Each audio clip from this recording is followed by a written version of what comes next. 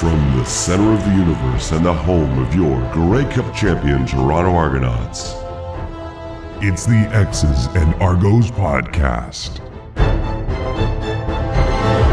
Welcome to the X's and Argos postgame reaction podcast brought to you by Something in the Water Brewing. My name is Ben Grant. I'm joined as always by JB as the Toronto Argonauts take down the Hamilton Tiger Cats 32-14. JB, we got a lot to sum up. We've got players of the game, plays of the game to go through. But before we get to that, I just want to start off with how our day began. Maybe not how our day began, how our game experience began. We went down to Something in the Water Brewing pre-game, and we got to sample the secret tap, the Longboat Pale Ale, the beer that was named dedicated to fans of the Double Blue, inspired by Dariusz Bladek. I couldn't actually have any today because I was working. I had to be on air and I wanted all my wits about me. So I ended up going the non-alcoholic route. And fortunately, Something in the Water has a lot of great options there. I want to know from you, what did you think of Longboat? Yeah, it was delicious. It was a really lovely place to spend the afternoon. And I enjoyed the free hot dog that came with it. And it was tasty. I mean, what else can I say? It was a delicious, cold, refreshing beer. And to have so many people there, I love it. Like, thank you, the listeners who made this an event. It wasn't really, it was just sort of an informal thing. And I'd hope some people would go down there, but yeah, it was awesome to see so many of you that went down to try out the secret tap, to order some Longboat and just hang out a little bit before the game. We had a ton of listeners that I got to meet, you as well, JB.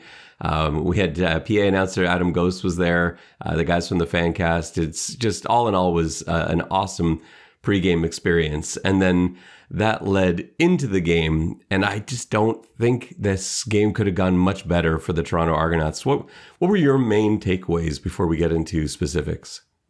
I thought the Argos looked prepared, rested. I think anytime you have a bye, especially at the beginning of the season, you're probably going to get one of two teams. You're going to get a kind of rusty, not ready for game speed, not ready for the violence of the game team that comes out flat. Or in this case, which is great, you get a team that's well rested, well prepared, had an extra week of rest, is healthy, and is simply able to look like a team that is fresher than their opponent. And that's what you hope for off a bye. And that's what it looked like to me. The Argos looked like a team that came off the bye, and Hamilton looked like a team that traveled to Winnipeg to play the best team in the CFL and then traveled back to play Toronto. Yeah, we often complain about the Argos schedule because there have been some, just again, the first week buys, they're terrible. And then there were some stretches last season where it was just like, oh my goodness, this gauntlet you got to go through. How about Hamilton opening with the two Grey Cup contenders from last season, the winners and the losers of the Grey Cup? That's how you start your year.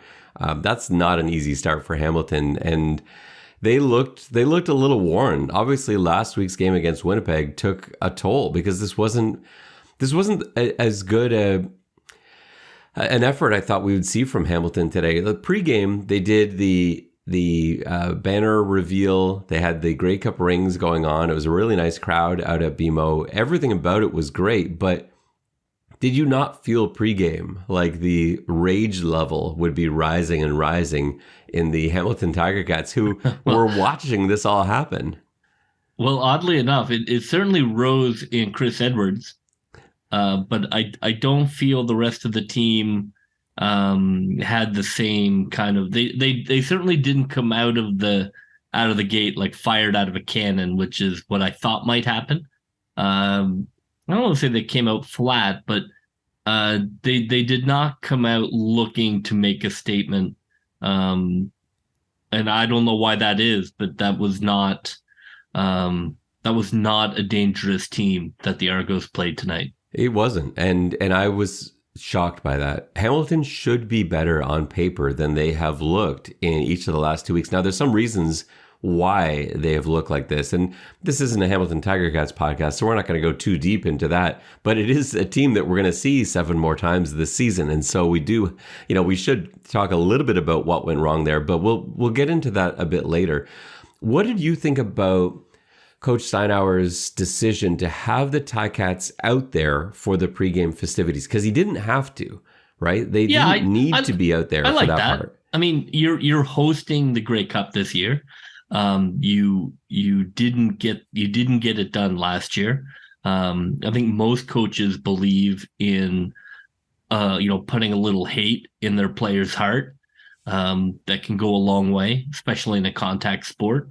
I agreed with it. I didn't think it was overly long, and I would, as a coach, I would have done the same thing to try and have them want to try and ruin the party. It just didn't seem to light the fire that they hoped.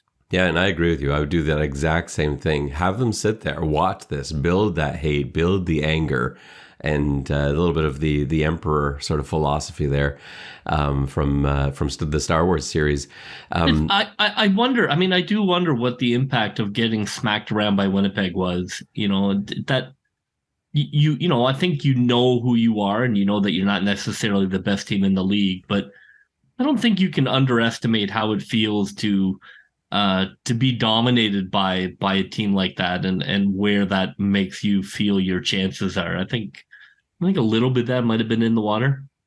Yeah, I got a feeling that they didn't have the same confidence that they might have had this been the opener, right? And yeah, I agree. I think it's a totally different game if it's the opener. Yeah, I agree with that. And Winnipeg is just Winnipeg's a problem, right? Like Winnipeg is going to be a problem because you look at their game against Saskatchewan this past week. I thought Saskatchewan played well, and they got smoked. Them.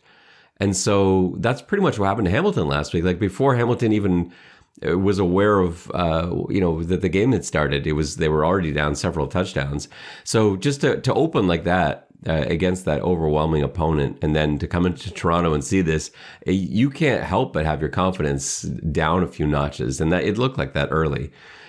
Now, Toronto didn't run away with it early on. They were sort of playing a field position game early. They got up 1-0 on a ruse. They were trying to pin Hamilton deep again, which just didn't work out. Haggerty had some great punts today. His worst punt was the one that went for the rouge, where he was trying to pin them. But other than that, how about 2 punts that have over 60 net yards into the wind, both of them?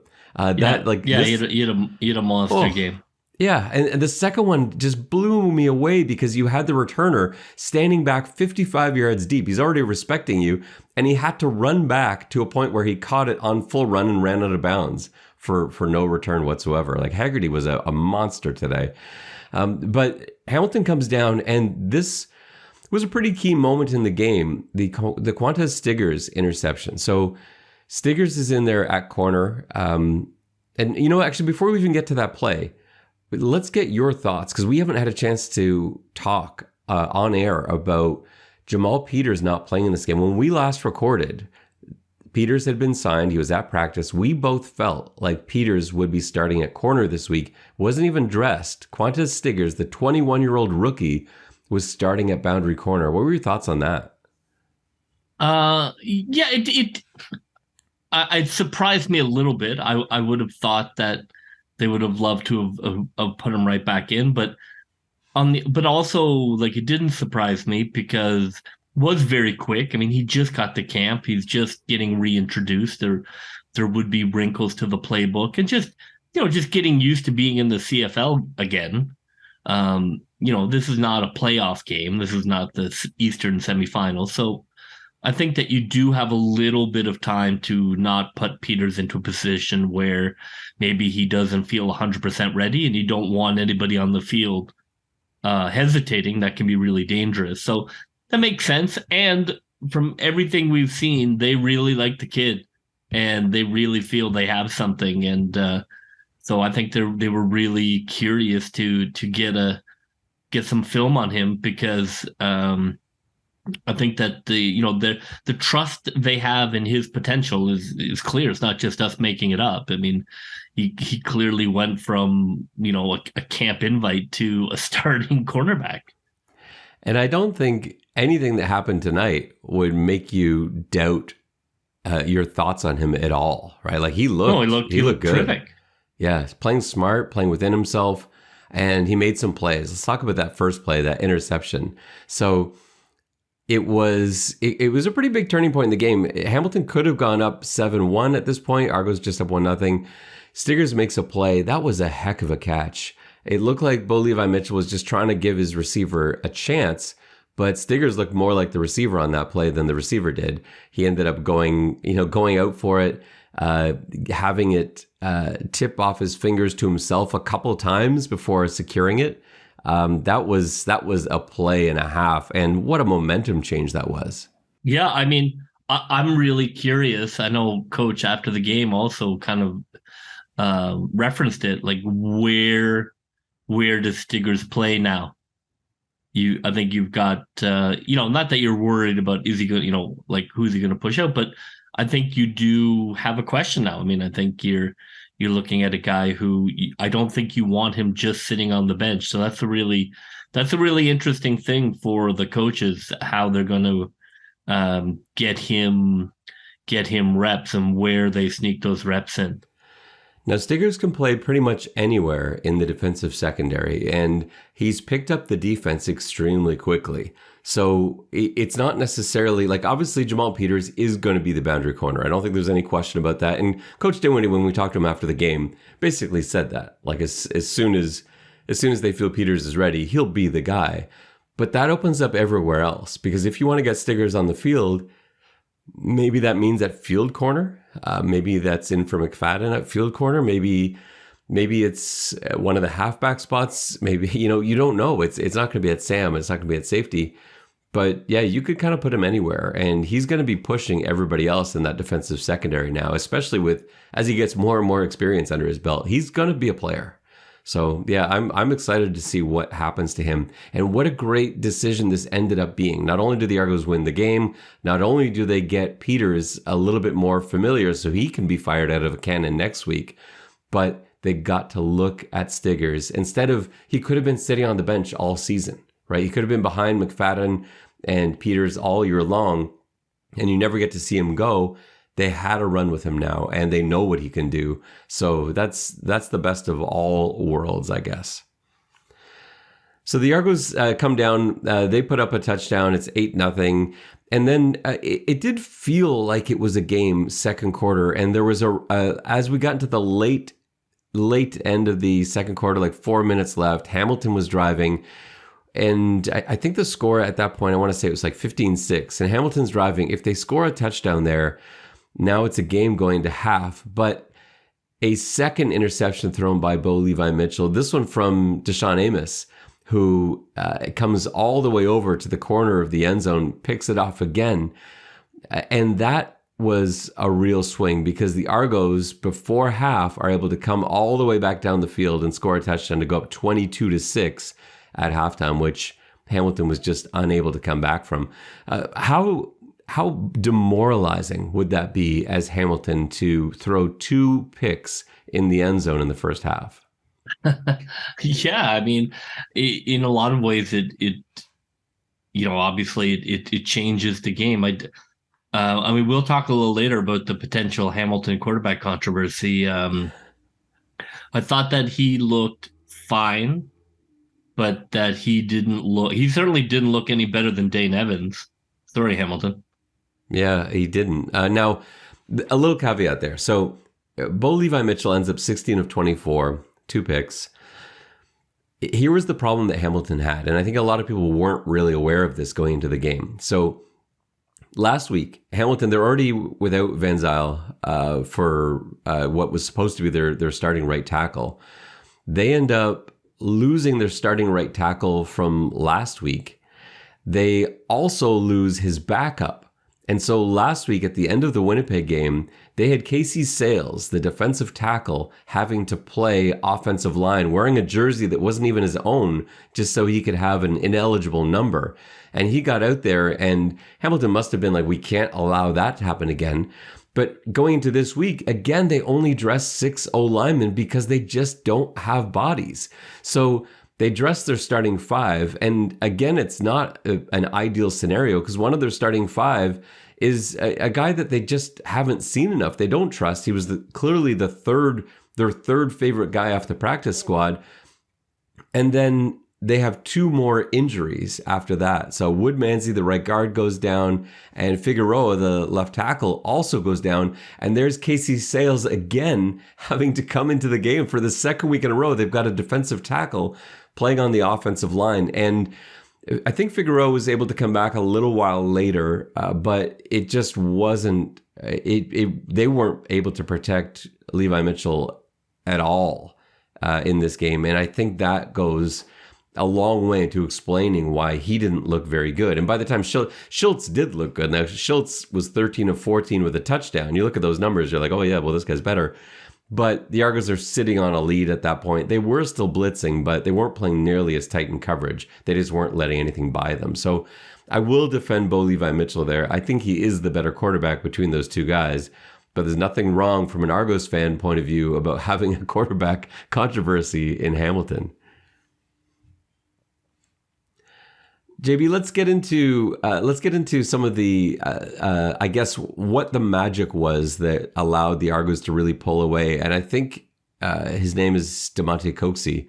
What did you think about his performance tonight? 6 catches on 7 targets, 131 yards.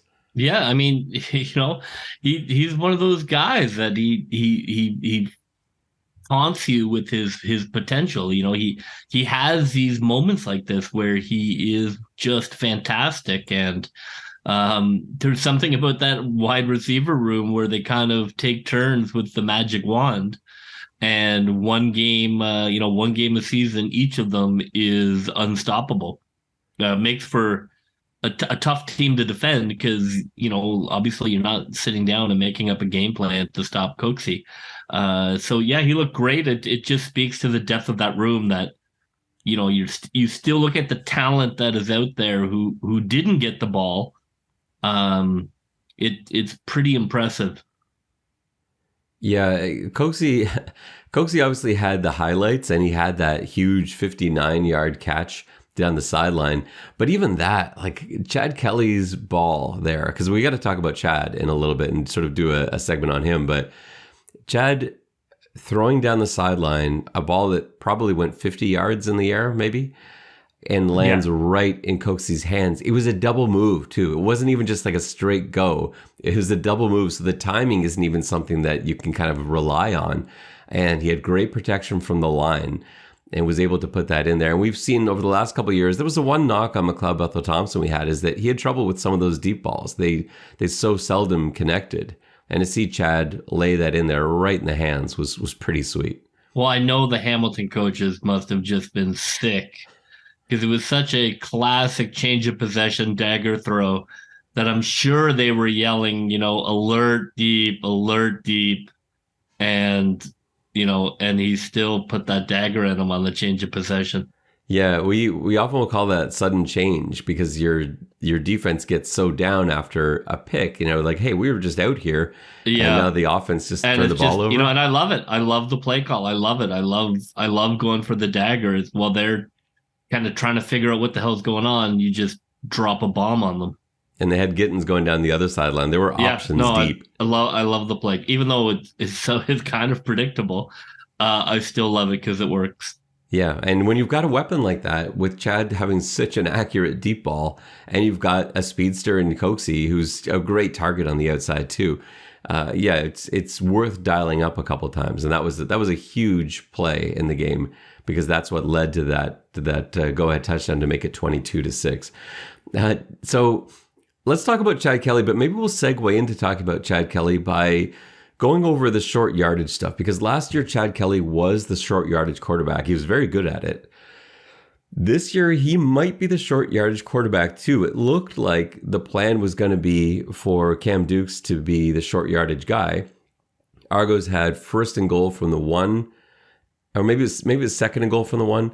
They brought in Dukes, and he just got stuffed on the quarterback sneak. And Chad Kelly came back out for the third down play and was able to sneak it across for the touchdown.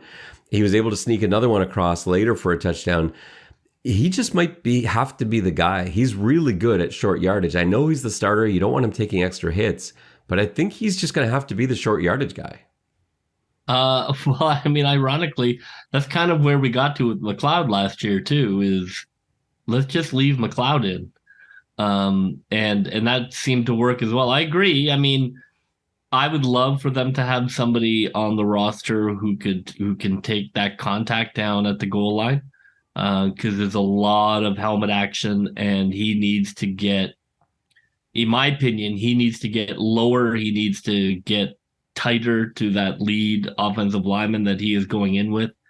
He kind of runs it like a running back, like he's slowly reading what's happening, and I just worry about that. I worry about him getting cleaned out by a linebacker. So I think the Argos need to go find themselves a short yardage quarterback. We don't need to get into the weeds on that debate, but he looked great. I mean, look, that's part of his energy and his charm for the team, right? Is this guy is going to run through a brick wall for the team, and the team loves it and feeds off it. And, it was fantastic to see. The crowd was into it. Who doesn't love to see their quarterback, smash through the goal line for a touchdown? So, yeah, it was terrific to see. But I think from a more dispassionate point of view, I don't see risk and reward making much sense there. Yeah, 3 rushing touchdowns was not what I was expecting from Chad Kelly today. I thought we'd probably see a couple through the air. We didn't. But yeah, the 2 quarterback sneaks. And then he had a 5-yard run where he juked Ja'Gared Davis out of his shoes. Yeah, he took big contact on that play, though. He did. Well, he took contact on a number of plays, and that's something he has to get better at. Coach Dinwiddie was frustrated. It's not really the right word, because he was laughing as he said it, but he told Chad, like, you got to slide. You can't take hits. And even there they were at the end. I know. I mean, that was almost a terrible situation. Yeah, it's late in the fourth quarter at that point, and it's a read run where he's riding Ouellette along with the ball, and if he gets the right read, he pulls it.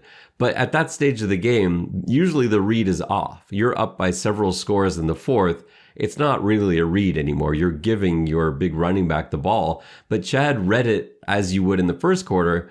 The defensive end crashed, and so Chad pulled it, ran for the first down, and then realized, like, as he was getting hit, oh yeah, I was supposed to slide. And so he sort of slid as he was being contacted. And, I'm sure Coach Dinwiddie was... Yeah, I mean, that's part of him being, a young gunslinger. Is you gotta, it's not, you're talking about a lot of football, and he even though you're young, you're not that young, and you're gonna get beat up over the course of a season. You have to walk down the hill, not run down. Bad decisions at all from Chad Kelly? Like, I saw 2 that I thought I would have done differently, but only one was really. One I think you'd say, like, oh, I wish you had that back. There was a play near the goal line where he just threw into double coverage, just didn't see the safety sitting there. Yeah, I think he was just, to me, he was still kind of jacked up from that pass he made down the sideline, and felt like he had the magic arm and he could gun it in through 9 guys to his guy. But then his next play after that was the correct read and the safer read. I was really happy. I mean, I don't mind those bad decisions at all. I thought they were just what you would expect from any quarterback. I was really happy with how within the system he looked, and how calm and prepared he looked in the pocket. He didn't have happy feet. He was not looking to run. He was always looking downfield. He was not looking for checkdowns. I was really impressed with how he played. Now, if I do have one criticism of him, is that I think there were a few occasions where he should have run. There was one I remember in the second quarter where he had an easy first down if he just tucks the ball and runs, because the linebackers had fanned way out. The DBs were all back. He broke through the defensive line, and then just before he reached the line of scrimmage, he tossed it up for Cam Phillips in the end zone, like way downfield. Gunslinger going to gunsling. I know. That's it. Like, that's what happened on that. Yeah, I'm fine with that. We're just gonna have to live with that. Yeah, and for every play like that didn't really work out, you Well, have one that did in the fourth quarter where he basically does the same thing. It's like 2nd and 20. They draw a PI penalty on a pass interference against Coxie, and Argos get a first down. And that's another one where most quarterbacks probably don't make that throw, but he sees his guy 1-on-1. He's like, hey, let's see what happens here. yeah, I mean, look at old man Mitchell. He threw terrible interceptions in the red zone. I know. And a couple, like, he was just lucky not to be intercepted. He was lucky not to have thrown 4 interceptions that game, or 5. Pickett nearly took one back to start the second half.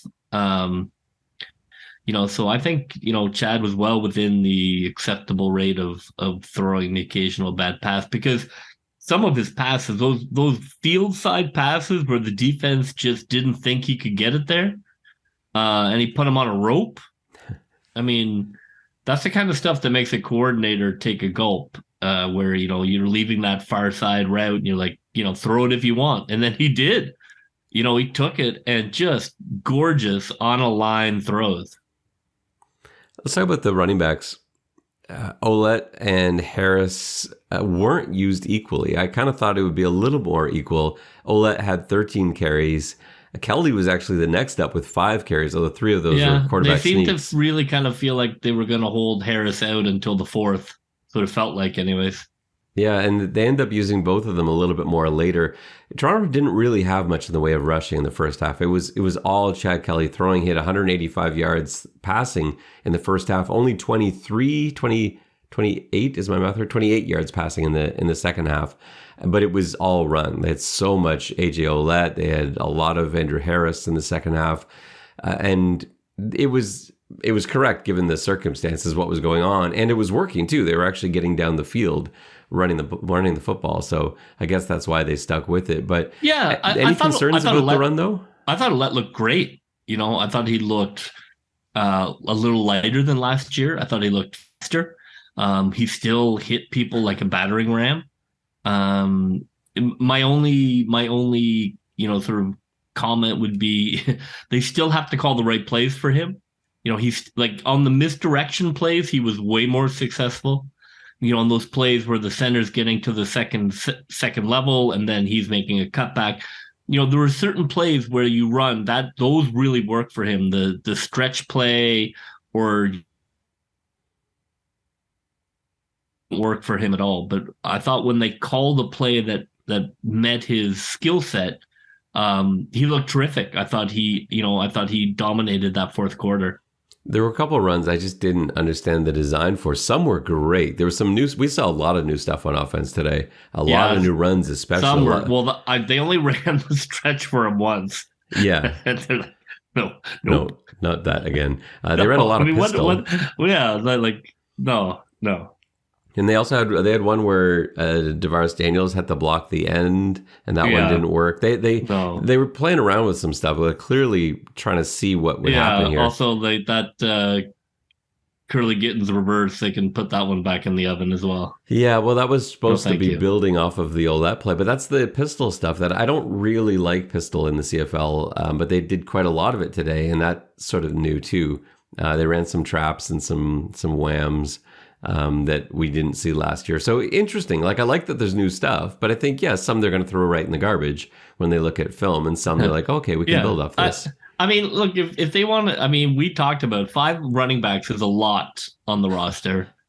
If they're going to use Harris 5 or 6 times in the fourth quarter, that's okay to keep them fresh. I don't know. I don't know if that makes sense in terms of who you have.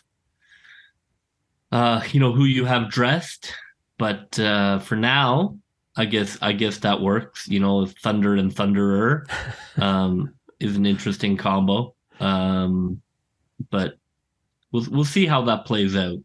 They had them on the field together quite a bit tonight. Yeah, and we talked about that last year. I like that.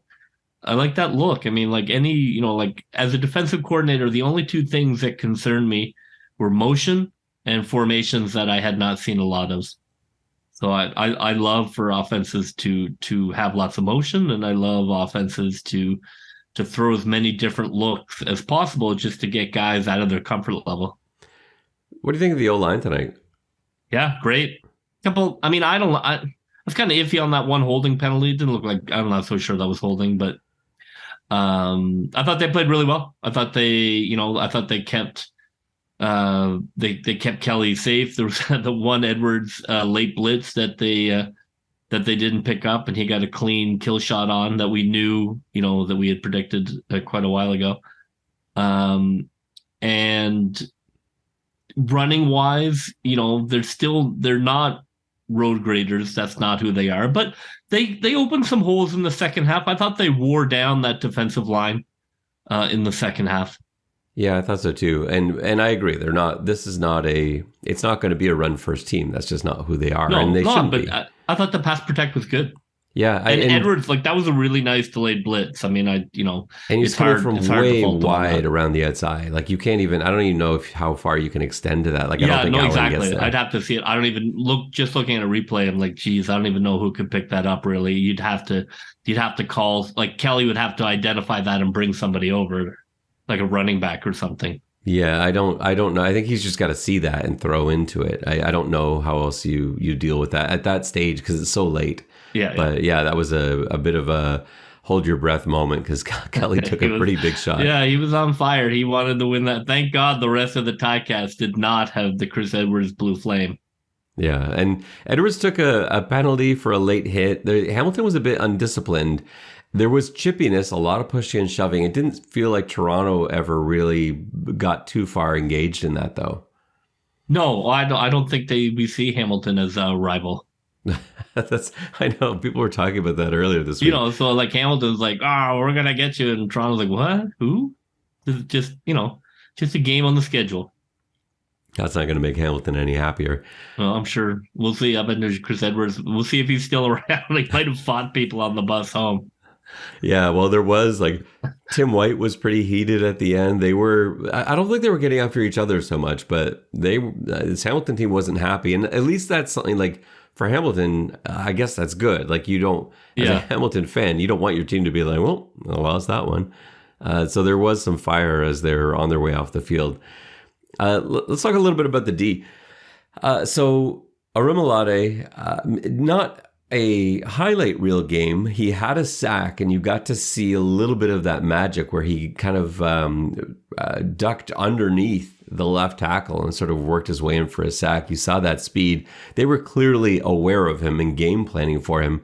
What do you think about the rest of the D line? Yeah, I mean, they kept the run in check pretty much the whole game. There was a one touchdown where they kind of got crushed down.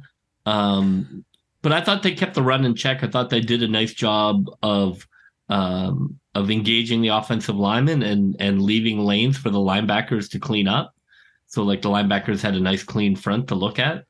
I didn't think they tried to do too much. I thought they did a really nice job of just simply holding the line and not letting that line of scrimmage get pushed. And then occasionally they would unleash a blitz and get after the quarterback. I was really happy with how well they dominated the line. Now, as you will talk about, the Hamilton offensive line was at best, a plane leaking oil. Yeah, you're just not going to see another offensive line this season probably with this many replacement parts. It just wasn't a real O-line. It wasn't a CFL level O-line by the time we got to the second quarter. So to have Dayton Black in there, who's a rookie, to have Casey Sales, who's the defensive tackle, in there, and you're already putting a guy in there who was your third guy off the practice squad. So you had three guys in there who really shouldn't be in there at all. One was not even playing the right position. So yeah, of course there's going to be pressure. In some ways, it's surprising that there were only two quarterback sacks. I said Arimolade got one, and Robbie Smith, I think, had the other one. But I think that speaks pressure. I think that speaks to a veteran quarterback too, though. Yeah. They were Bo Levi knew what he had to do, and he knew when to step up, and he knew when to throw the screen, and that's why veteran quarterbacks are tough to blitz too. They've seen a lot, and they can. I think a younger quarterback might have been in more trouble.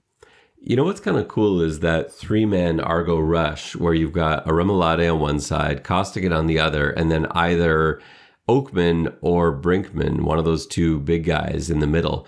they were able to generate a lot of pressure off that 3-man rush, and that allows you to do so much cool stuff on the back end. Like, because you can have your line, especially these linebackers like Jordan Williams, who can play kind of anywhere, and you can really befuddle a quarterback when you've got 9 guys that are dropping back into coverage. Yeah. So, yeah, I thought that was kind of cool. Linebacker play, no Enoch Mwamba for this game and maybe for a while. How do you think Jordan Williams did? He was sort of great. the shiny new toy out there. Really nice professional debut for the Argos. Some really nice cleanup tackles, really nice run tackling. They didn't use him a ton getting after the quarterback, but that'll come. I mean, I think he has that gear for sure, but I thought, he played fantastic. McManus was just like quietly, deadly efficient. And I thought Pickett, we talked about in camp. I mean, as much as I am a Chris Edwards fan, I mean, Pickett is just an absolute steal. The fact that we got him. I mean, he's a star. He is the engine that is feeding that defense the way Edwards did, but maybe like not running quite so hot. I thought Pickett was fantastic. Yeah, he led the team in both tackles and special teams tackles. Yeah, exactly. He plays specials. He goes 100 miles an hour on specials. So he's not, Mr. Big Shot.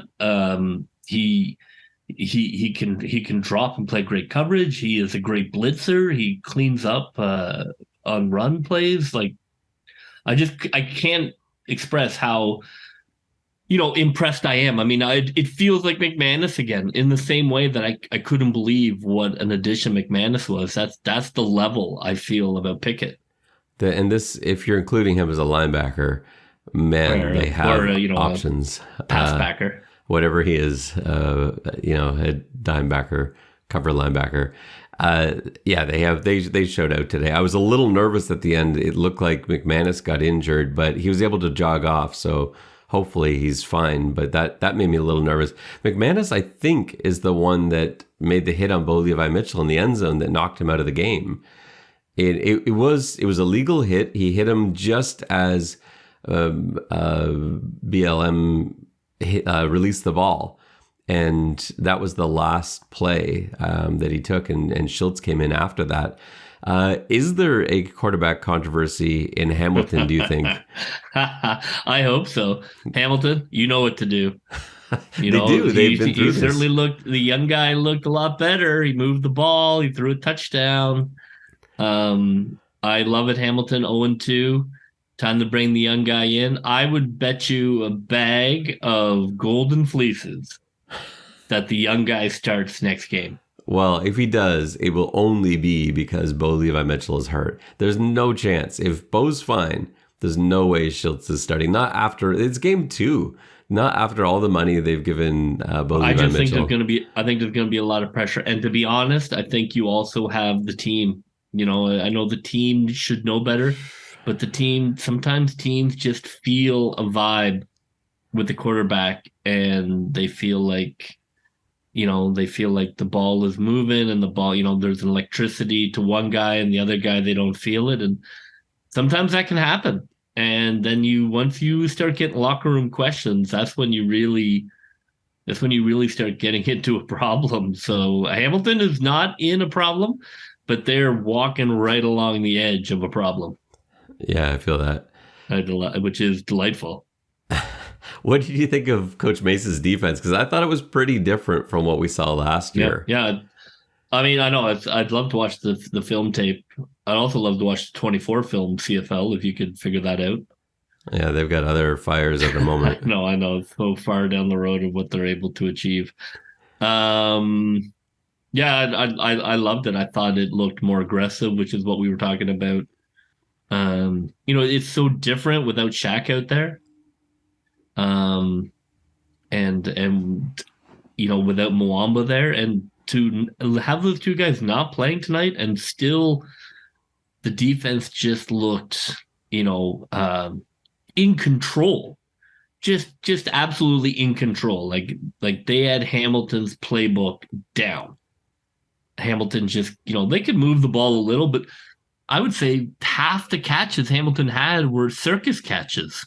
Yeah, I felt like it. They made some just ridiculous and a catches. couple screens. A couple of big plays on screens. A couple of first downs on a quarterback scrambling out and getting away from pursuit. But those are not plays. They didn't string together drives. This wasn't bend don't break. This was we're going to bend you, actually. Well, it was 32-14, and 8 of those 14 points came in garbage time at the end. So like the starting defense in real time football gave up 6 points, which is pretty good. I think you'd be happy with that.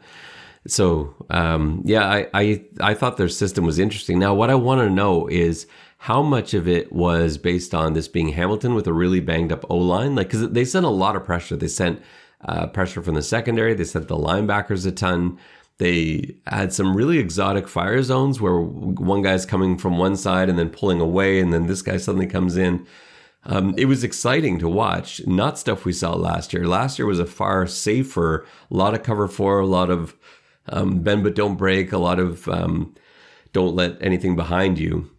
Yeah, I just think it's a more exciting group. I think the front seven is more exciting, has more of an attack skill set than they had last year.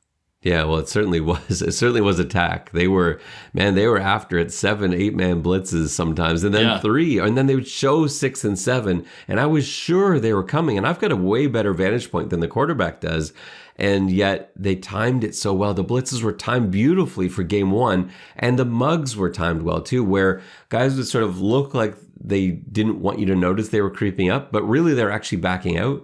And it didn't really confuse Bo Levi Mitchell too much, but I think that's going to get better and better, and it's going to cause problems for less experienced quarterbacks. And maybe one of them is Taylor Cornelius, who the Argos play next week. We'll see.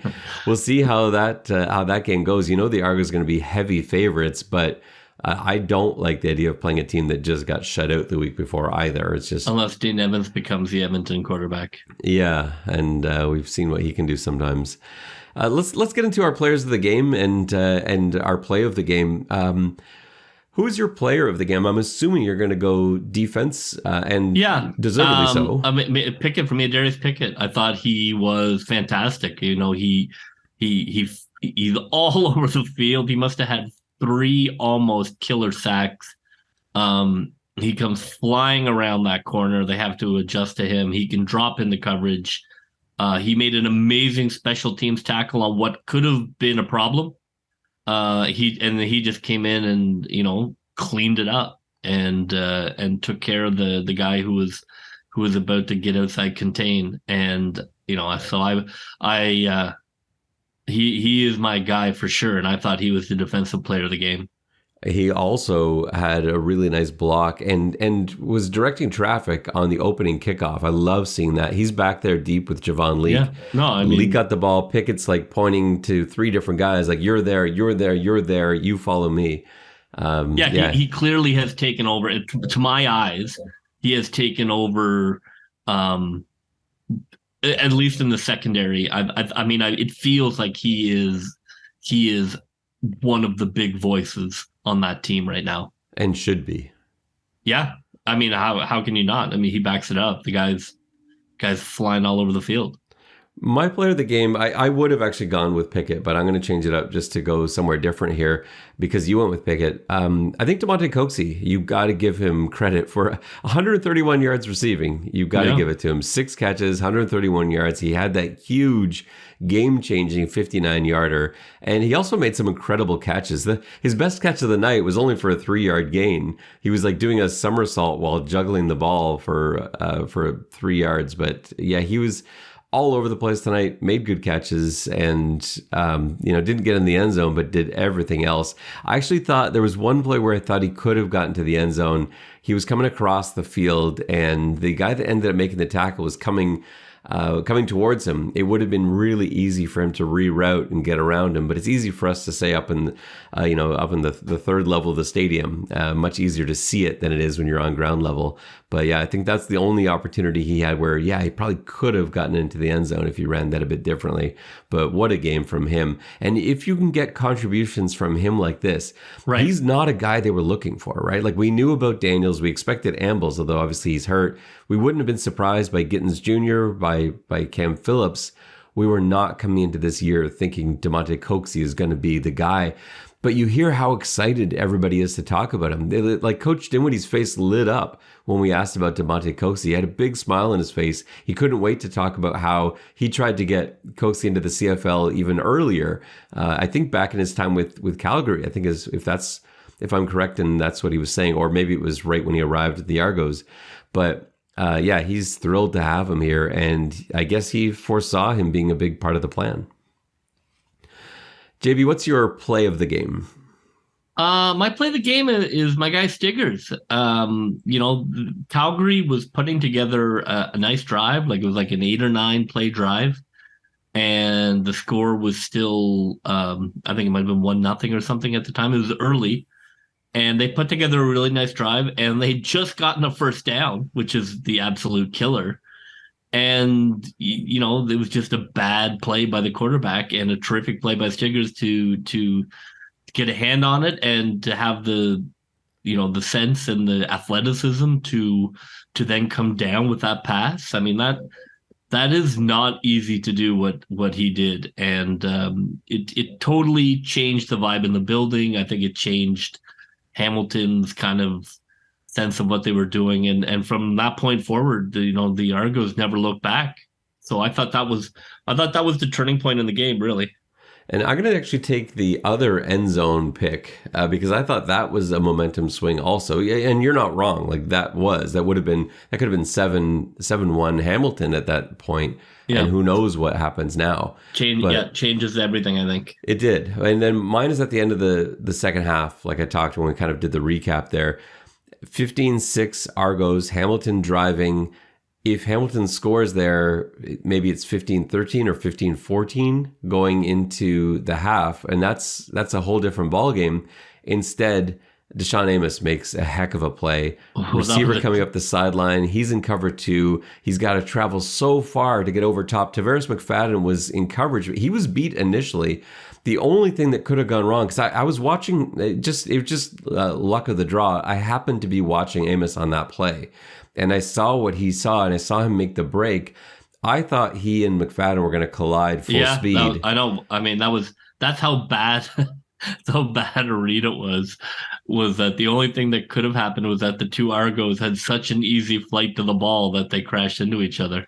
But yeah, fortunately, Amos, I think, saw McFadden. I don't think McFadden ever saw Amos, but he saw McFadden. He braced for contact as he was coming down with that. And what a swing, because then, like 3 plays later, the Argos are in the end zone. Now it's 22-6 and the game's over. So don't like that play, Hamilton. Go get yourself a young quarterback who won't make that play. That's right. I don't think they need your help in sabotaging things right now. They're 0-2. They don't have any offensive linemen. They may not know who their quarterback is next week. I think they're doing just fine at the moment without your sabotage. Well, I'm just giving them some advice. So we will have JB's report card coming out sometime in the near future. We are going to have our midweek podcast as we do the pregame walkthrough probably a little bit later in this week. It's another Sunday game next week. Pregame walkthrough probably comes out Wednesday night this week, just to allow us some time to see what's happening in practice, get a little bit more sense of what's going on in terms of the injuries and what the Argos are looking at next week. I don't expect, based on what we saw today, I don't expect to see anyone that played today who can't go next week. Any injuries that you're concerned about from what we saw today? No, it looked clean. I was a little worried early on when they had CN Power went down. Seemingly, I don't know what happened there. It just kind of went down and took his helmet off in the middle of the play. But that didn't really turn into anything. So I was happy to see that. So other than that, I think they looked like a pretty clean escape. Yeah, there were, I think there were a few cramping issues too, and that's something that you often do see early in the season. But yeah, I don't know what all the injuries were. We had Sean Oakman went down, but he was fine. He was back in there. You had Robertson Daniel went down late, which worried me, but that seemed to just be cramps. Wynton McManus went down, but was able to jog it off. So yeah, a few things that were like brief heart stoppers, but I don't think anything that's going to go into next week. So this should be a pretty healthy Argos team traveling to Edmonton next week. Well, I'm pretty excited about my CFL picks coming back around again next week. I'm on fuego at the moment, so I am excited to dig back into some picks. Yeah, well, we'll have to go through that in our pregame walkthrough, see how our picks did. I got off to a good start and then fell to pieces in the last 2 days. Thanks, Edmonton, for showing up yesterday. I told you. I know. You should not. It's just a rule. You should not back the Edmonton Elks at the moment. No. Well, that will just about do it for us on this episode of the Postgame Reaction Podcast. For JB, this is Ben Grant saying so long, and may all your pre-snap reads be good ones. I'll see ya. Go, Toronto Argos, go, go, go. Pull together, fight the foe.